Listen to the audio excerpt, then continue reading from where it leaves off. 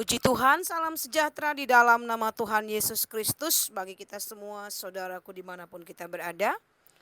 Oleh karena kemurahan Tuhan, kita ada sebagaimana kita ada sampai saat ini, amin. Bagi Dialah segala pujian, hormat, kemuliaan, kekal sampai selama-lamanya. Mari kita berdoa. Bapa Sorgawi, kami mengucap syukur untuk kasih-Mu yang besar. Kami hidup karena anugerah-Mu, anugerah-Mu melimpah bagi kami. Saat ini kami merindukan suara-Mu ya Tuhan. Ajar kami mengerti Roh Kudus setiap kebenaran-Mu. Sebab kami percaya kebenaran-Mu membuat kami mengenal Engkau, bahwa Engkaulah Tuhan yang layak disembah dan diagungkan sampai selama-lamanya. Demi nama Yesus kami berdoa. Haleluya. Amin. Bacaan firman Tuhan diambil dari Mazmur pasal yang ke-29 ayat yang pertama sampai ayat yang ke-11. Judul perikopnya Kebesaran Allah dalam Badai. Mazmur Daud. Kepada Tuhan, hai penghuni sorgawi, kepada Tuhan sajalah kemuliaan dan kekuatan.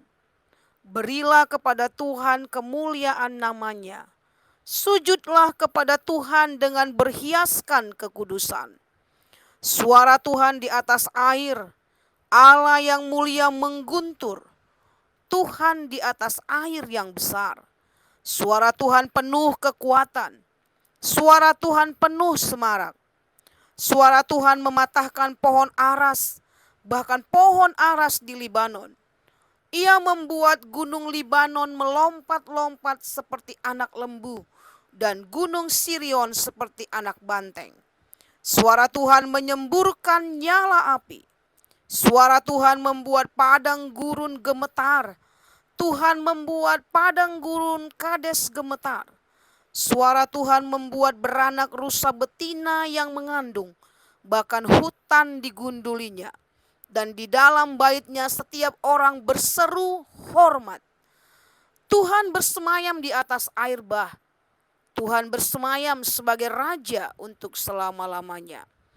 Tuhan kiranya memberikan kekuatan kepada umatnya. Tuhan kiranya memberkati umatnya dengan sejahtera. Judul renungan kita pada malam hari ini, saudaraku, berilah kepada Tuhan kemuliaan. Pasal 29 dari Mazmur ini berbicara tentang bagaimana pemazmur memberikan pemahaman bahwa pujian, hormat, pengagungan hanya ditujukan kepada Tuhan.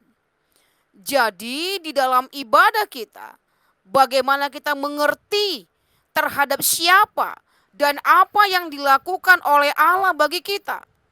Ibadah itu selalu dimulai dari Tuhan dan bukan manusia. Ayat 1 berkata, kepada Tuhan, hai penghuni sorgawi. Artinya tujuan dan fokus ibadah kita hanya kepada Tuhan saja. Ketika kita beribadah, ibadah kita itu bukan untuk ditujukan kepada siapa-siapa, tetapi jelas kepada Tuhan. Artinya tidak ada yang lain, saudara. Ketika kita beribadah bukan sekedar berkumpul, bertemu satu dengan yang lain, tetapi untuk Tuhan. Alamatnya benar, tujuannya benar, fokusnya pun benar. Ayat yang kedua berkata, berilah kepada Tuhan kemuliaan namanya. Apa yang kita beri kepada Tuhan?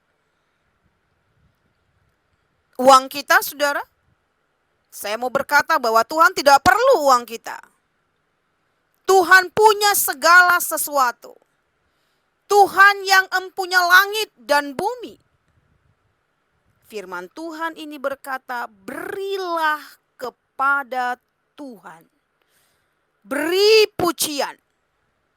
Ketika kita memberi pujian berarti ada hal yang sedang kita sampaikan kepadanya. Beri bukan sekedar mulut kita, tetapi seluruh kehidupan kita.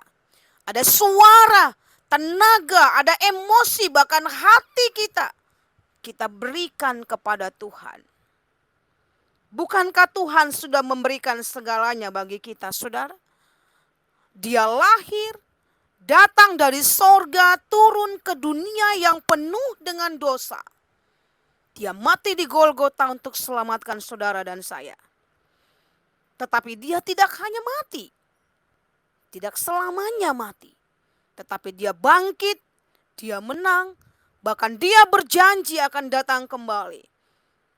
Dia sudah memberi segalanya.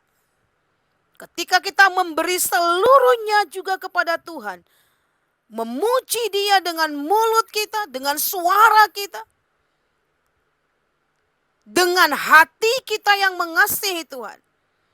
Ketika itu kita lakukan, saudara, maka pernyataan-pernyataan Tuhan dalam ibadah kita, maka Tuhan akan lakukan. Ada jawaban, kemuliaan Tuhan hadir di tengah-tengah ibadah kita. Sehingga kita sungguh-sungguh mengalami kuasa ibadah. Jika kita ingin mendengar suara Tuhan, mari saudaraku, buka pintu gerbang surga. Dengan apa, saudara? Dengan pujian, pengagungan, sebab hanya Dialah yang layak untuk diagungkan dan dimuliakan. Kata berilah kepada Tuhan mengajarkan kita untuk sadar dan mengakui bahwa sesungguhnya kita tidak punya apapun, sebab kehidupan kita hanya bergantung sepenuhnya kepadanya.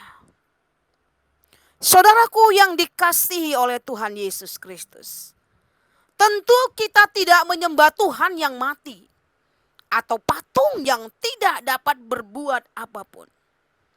Kita menyembah Tuhan yang hidup dan hidup untuk selamanya. Firman Allah berkata, sebab aku percaya bukan karena melihat, namun karena iman. Firman yang selalu digenapi di dalam hidup kita. Jika sampai saat ini kita hidup, itu artinya firman Allah digenapi dalam hidup kita. Perasaan, kehendak, perbuatan kita harus ditujukan kepada Tuhan. Oleh sebab itu, saudaraku yang dikasihi Tuhan, izinkan Tuhan menguduskan perasaan, kehendak dan perbuatan kita, sehingga kita dapat melihat dan mengalami kebesaran serta kedahsyatan yang Tuhan berikan kepada kita. Dan itu terjadi dalam hidup kita.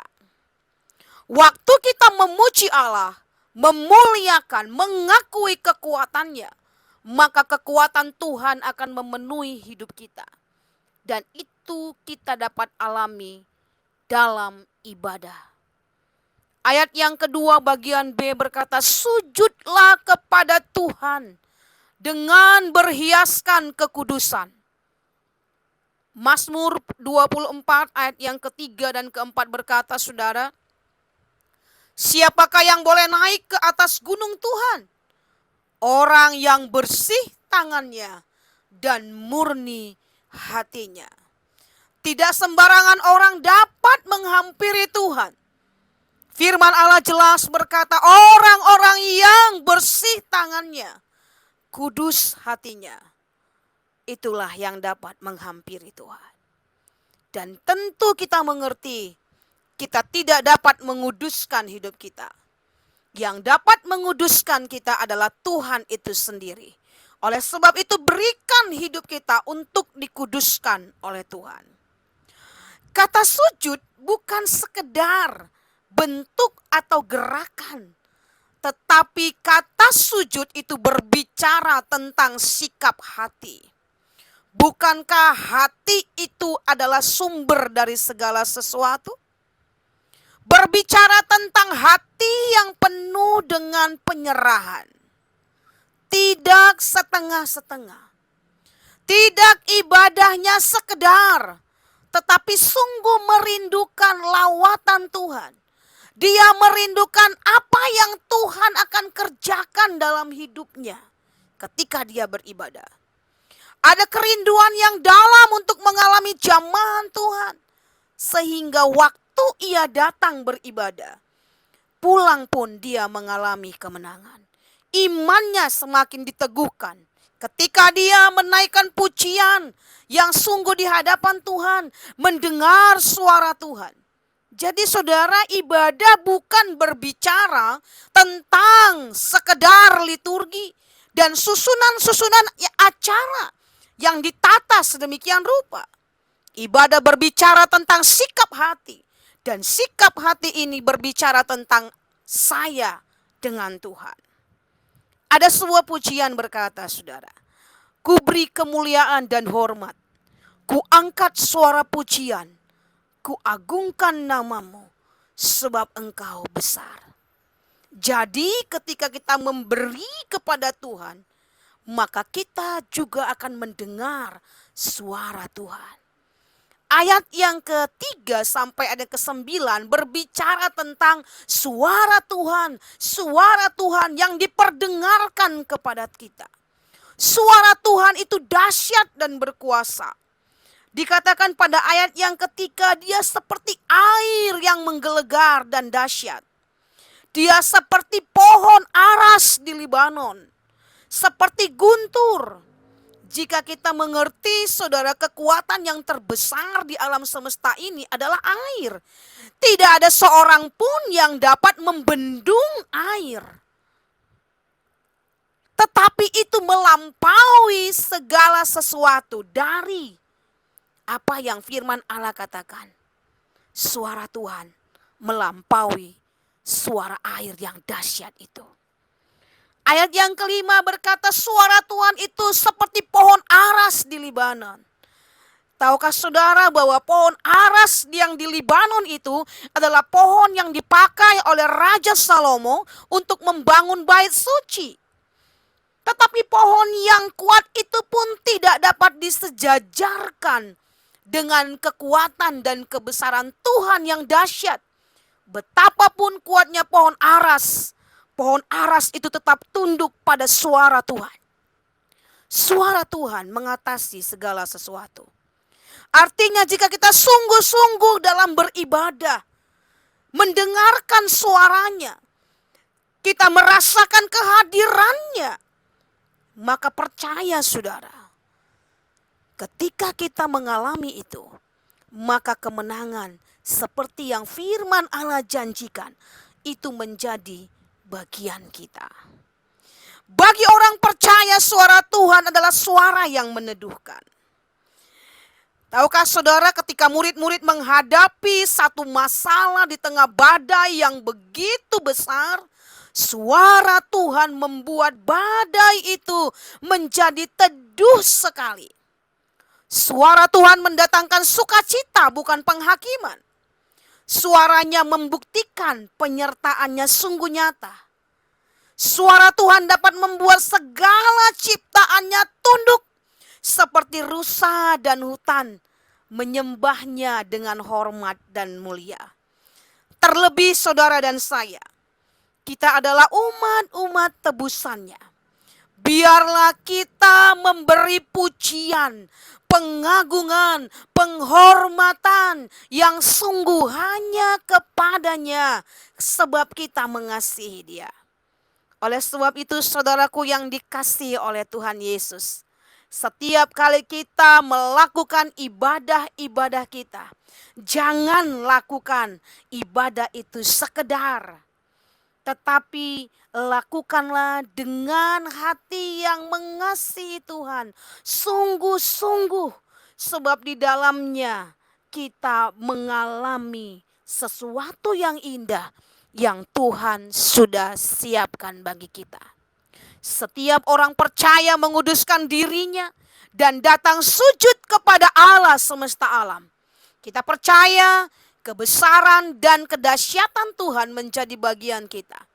Berbahagialah setiap kita yang juga memberitakan kuasa, kekuatan, kebesaran, kedahsyatan, keagungan, dan kemuliaan nama Tuhan kita bagi setiap orang-orang yang kita jumpai.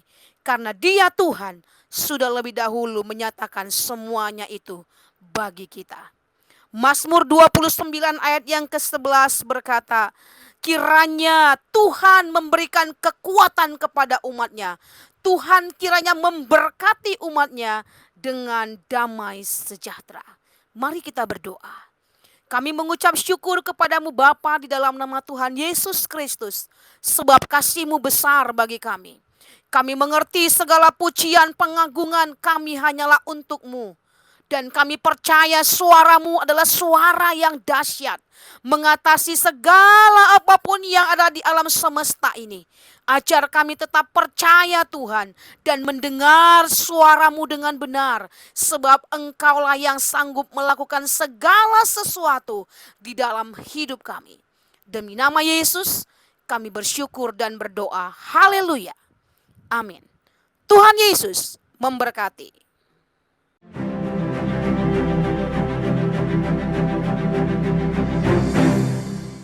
Gerejaku adalah rumahku.